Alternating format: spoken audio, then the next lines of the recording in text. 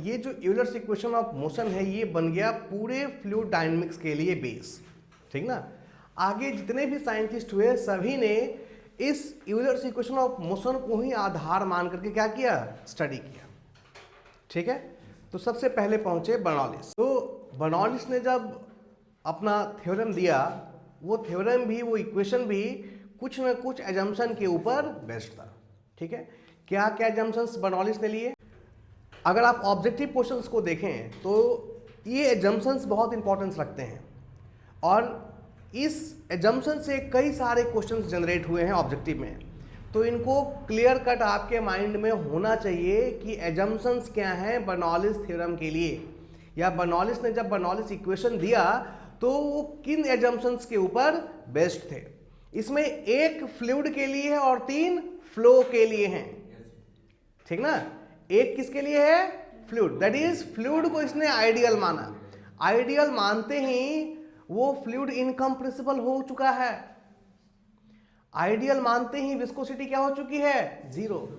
हमने बताया है पहले कि आइडियल फ्लूइड को आप कंप्रेस नहीं कर सकते। तो जब उसने आइडियल मान लिया तो फ्लूइड इनकम्प्रेसिबल है, लेकिन फ्लो है कि नहीं, इसलिए उसने अगला एजम्पशन क्या लिया कि flow is incompressible, flow is irrotational and flow is steady. तो फ्लो के लिए 3 एजम्पशन है, स्टडी, इररोटेशनल एंड इनकम्प्रेसिबल। लेकिन फ्लूइड के लिए सिर्फ एक एजम्पशन है कि फ्लूइड क्या है हमारा? आइडियल है। इन एजम्पशंस के बेस्ट पे बर्नौलिस ने एक नया इक्वेशन दिया, और नया इक्वेशन दिया नहीं, इक्वेशन पहले से ही था। और वो कौन सा इक्वेशन था? यूलर्स का इक्वेशन था। बट यूलर्स ने क्या किया था, जो इक्वेशन डिराइव किया था मोशन का, वो एक फ्लूइड एलिमेंट के लिए किया था। यूलर ने क्या माना था? एक फ्लूइड एलिमेंट लिया था और उसके लिए इक्वेशन ऑफ मोशन दिया था। उस फ्लूइड एलिमेंट का हम लोगों ने लेंथ ds लिया था, ठीक है, और क्रॉस सेक्शनल एरिया कितना लिया था? d। इसका मतलब ये एक सिलेंड्रिकल एलिमेंट था। जो फ्लूइड एलिमेंट था वो क्या था? एक सिलेंड्रिकल एलिमेंट था। बर्नौलिस को पूरे फ्लो के लिए देना था। एक एलिमेंट के लिए मालूम है और पूरे सिस्टम के लिए निकालना है, तो हम लोग कैसे निकालते हैं? हम लोग इंटीग्रेशन मेथड का यूज करते हैं। बर्नौलिस ने वही किया। बर्नौलिस ने देखा कि यूलर ने तो एक फ्लूइड एलिमेंट का निकाल रखा है, ठीक ना। उसने क्या किया, उसी के इक्वेशन को क्या कर दिया? इंटीग्रेट कर दिया। और जब उसने इंटीग्रेट कर दिया तो जो इक्वेशन मिला वो पूरे फ्लो फील्ड के लिए एप्लीकेबल था, ठीक है। तो बर्नौलिस इक्वेशन को डिराइव करने के लिए हम किसकी मदद लेते हैं? Euler's equation of motion. अब हमें सिंपली इस इक्वेशन को क्या कर देना है? इंटीग्रेट करते हैं। लिखें, बाय इंटीग्रेटिंग दिस इक्वेशन, ठीक है, हमें ये मिलेगा। देखें बोर्ड पे देखिए सभी लोग, integration dp by rho plus g dz plus v dv is equal to integration of 0। Clear है ना। हमारा एजम्पशन क्या था? फ्लो हमारा क्या था? इनकम्प्रेसिबल था। फ्लूइड हमारा आइडियल था। तो रो क्या हो जाएगा? कांस्टेंट, ठीक ना।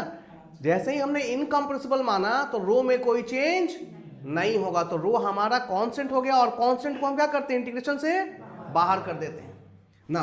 तो डीपी को इंटीग्रेट करेंगे तो क्या मिलेगा भाई? पी। डीपी को इंटीग्रेट करेंगे तो पी, और बाहर कांस्टेंट क्या है? 1 बाई रो।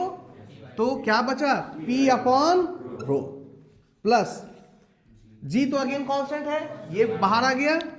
और dz को इंटीग्रेट करेंगे तो z plus v into dv, ये क्या हो जाएगा?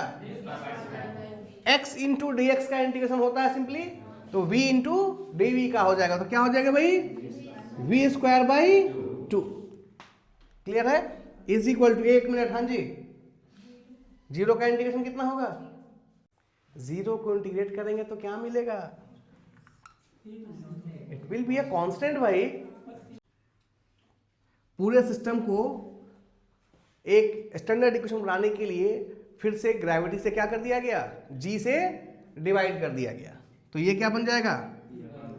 p by rho g plus v square by 2g plus z is equal to c. This is the final equation and this is called Bernoulli's equation. ठीक है, Bernoulli's equation कर लें, Bernoulli's theorem कर लें. इसमें जो P बाई रो जी है इसको हम लोग प्रेशर हेड कहते हैं, V स्क्वायर बाई 2g को काइनेटिक हेड कहते हैं और Z को डेटम हेड कहते हैं या फिर पोटेंशियल हेड कहते हैं. ठीक ना. क्या मतलब हुआ, किसी फ्लो फील्ड में, ध्यान रहे, किसी flow field, but flow field का डिफाइन पहले से किया हुआ है जंक्शन से लेकर के कि वो फ्लो फील्ड इररोटेशनल, इनकम्प्रेसिबल और स्टेडी होना चाहिए. उसमें आइडियल फ्लूइड का जो फ्लो होगा उसमें किसी पॉइंट पर total energy, this is the total energy का सम हमेशा क्या रहेगा, एक कांस्टेंट रहेगा. और this theorem is called Bernoulli's theorem. पहले इसको नोट करें फिर लिखते हैं.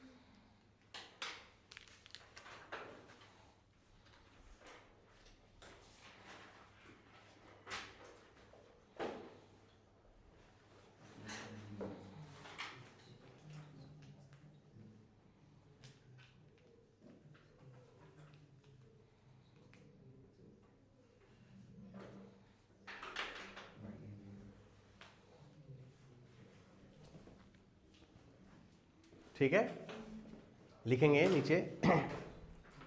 सबसे पहले P बाई रोजी, ये क्या है भाई, pressure energy per unit weight of fluid. ठीक है, लिखें, it is pressure energy per unit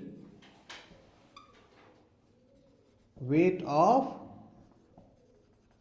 fluid. और इसे क्या कहते हैं हम लोग, प्रेशर हेड.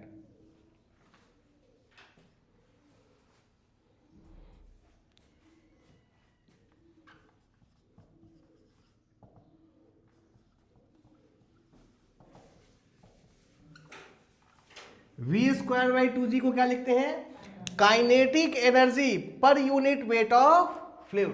इसको पूरा डिटेल में लिखें. V स्क्वायर बाई 2g क्या है, kinetic energy per unit weight of fluid, और इसी को हम सिंपली काइनेटिक हेड कहते हैं. और तीसरा जो Z है ये है potential energy per unit weight of fluid या फिर पोटेंशियल हेड या डेटम हेड. ठीक ना. तो बर्नौलिस इक्वेशन से ज्यादा इंपॉर्टेंट बर्नौलिस का एप्लीकेशन है, इसलिए एप्लीकेशन पे आपको ज्यादा कंसंट्रेट करना है. तो सबसे पहले ये समझना है कि बर्नौलिस एप्लीकेशन कहां अप्लाई होगा. ठीक ना, कहां कहां हम लोग बर्नौलिस इक्वेशन का यूज कर सकते हैं. पहला जो सबसे इंपॉर्टेंट कंसिडरेशन है वो फ्लो मेजरमेंट में. फ्लो मेजरमेंट, अब फ्लो का मेजरमेंट कहां कहां होता है भाई. बेसिकली सिविल के जो स्टूडेंट होते हैं वो फ्लो का मेजरमेंट ओपन चैनल में करते हैं. मैंने पहले ही बताया है ओपन चैनल का मतलब जहां फ्लो एटमॉस्फेरिक प्रेशर के अंतर्गत हो. ठीक ना, flow under atmospheric pressure, like नहर में, नदी में, कनाल में, इनमें जो फ्लो हो रहा है वो एटमॉस्फेयर के अंदर हो रहा है, तो एटमॉस्फेरिक प्रेशर पे हो रहा है. तो यहां पर अगर फ्लो हो रहा है तो पानी का जो हम या जो वाटर का जो फ्लो हो रहा है उसका मेजरमेंट करेंगे, ठीक ना, फ्लो का मेजरमेंट। तो फ्लो मेजरमेंट के लिए हम लोग इसका यूज करते हैं बर्नौलीज थ्योरम। दूसरा, एज अ मैकेनिकल स्टूडेंट हमारा काम क्या है, पाइप में फ्लो को मेजर करना, ठीक ना। तो यदि पाइप में फ्लो हो रहा है तो वो अंडर एटमॉस्फेरिक प्रेशर नहीं हो रहा है, या तो एटमॉस्फेयर से कम होगा या फिर एटमॉस्फेयर से ज्यादा, तभी उसके लिए पाइप की व्यवस्था की गई है। क्लियर है ना, ताकि एटमॉस्फेयर से उसके प्रेशर में कुछ ना कुछ अंतर रहे।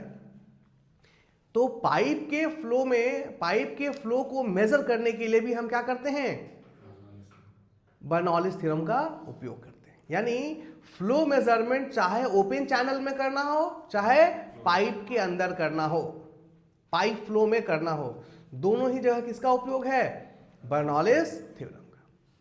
तीसरा जो अनदर सिस्टम है जहां हम लोग बर्नौलीज थ्योरम का यूज करते हैं वो है मेजरमेंट ऑफ वेलोसिटी, फ्लो की वेलोसिटी। अब बात आएगी कि फ्लो की वेलोसिटी कहां, फिर से ओपन चैनल में। सिविल वाले फ्लो की वेलोसिटी कहां मेजर करेंगे, ओपन चैनल में, और मैकेनिकल वाले कहां करेंगे, पाइप में। तो इसके लिए भी एक सिस्टम बनाया गया that is called pitot tube. और पिटॉट ट्यूब भी किसके प्रिंसिपल के ऊपर बेस्ड है, बर्नौलीज थ्योरम के ऊपर। पिटॉट ट्यूब का ही यूज हम लोग दोनों ही जगह करते हैं, चाहे ओपन चैनल में करना हो चाहे पाइप में करना हो। लेकिन इसके पहले जो आपने देखा फ्लो मेजरमेंट, सिविल वाले फ्लो मेजरमेंट के लिए वेंचुरीमीटर का प्रयोग नहीं करते, ऑरिफिस मीटर का प्रयोग नहीं करते, क्योंकि ऑरिफिस मीटर, वेंचुरीमीटर ये किसके लिए बना है, पाइप के लिए बना है, इसको हम पाइप में सेट कर सकते हैं। तो वेंचुरी फ्लो मेजरमेंट के लिए वेंचुरीमीटर और ऑरिफिस मीटर का प्रयोग मैकेनिकल वाले करते हैं जब फ्लो किसमें हो रहा हो, पाइप में हो रहा हो। पाइप फ्लो में फ्लो को मेजर करने के लिए हम लोग वेंचुरीमीटर और ऑरिफिस मीटर का प्रयोग करते हैं। लेकिन सिविल वाले क्या प्रयोग करते हैं, नॉचेस एंड वियर्स, ठीक ना। सिविल इंजीनियरिंग में यानी नहर में, कनाल में, नदी में यदि फ्लो का मेजरमेंट करना हो तो उसके लिए हम क्या यूज करते हैं, नॉच या फिर वियर्स।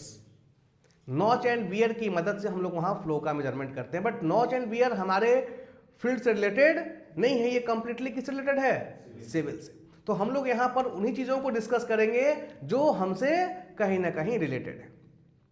यानी हम बेसिकली पाइप फ्लो की बात करेंगे, चाहे फ्लो का मेजरमेंट करना हो या फिर वेलोसिटी को मेजर करना हो। दोनों ही केस में हम क्या कंसीडर करेंगे, फ्लो अंडर सर्टेन प्रेशर। हम लोग एटमॉस्फेरिक प्रेशर की बात नहीं करेंगे, दैट इज हम लोग बात करेंगे पाइप फ्लो की, फ्लो अंडर पाइप।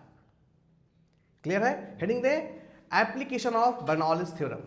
देखेंगे पहला एप्लीकेशन किसमें है, फ्लो मेजरमेंट के लिए। और फ्लो मेजरमेंट में ओपन चैनल फ्लो और दूसरा है pipe flow. Open channel flow completely civil का हिस्सा है, सिविल इंजीनियरिंग का। और यहां पर फ्लो मेजरमेंट के लिए हम लोग नॉच एंड वियर्स का प्रयोग करते हैं, ठीक है। लेकिन पाइप फ्लो के लिए अगर हमें फ्लो का मेजरमेंट करना है तो क्या चाहिए हमें, वेंचुरीमीटर एंड ऑरिफिस मीटर। लेकिन जब हम फ्लो वेलोसिटी मेजरमेंट की बात करते हैं तो इसके लिए भी बर्नौलीज थ्योरम का ही उपयोग होता है। और यहाँ चाहे हमें ओपन चैनल में मेजर करना हो चाहे हमें पाइप में मेजर करना हो, दोनों जगह क्या यूज करते हैं, single device called pitot tube.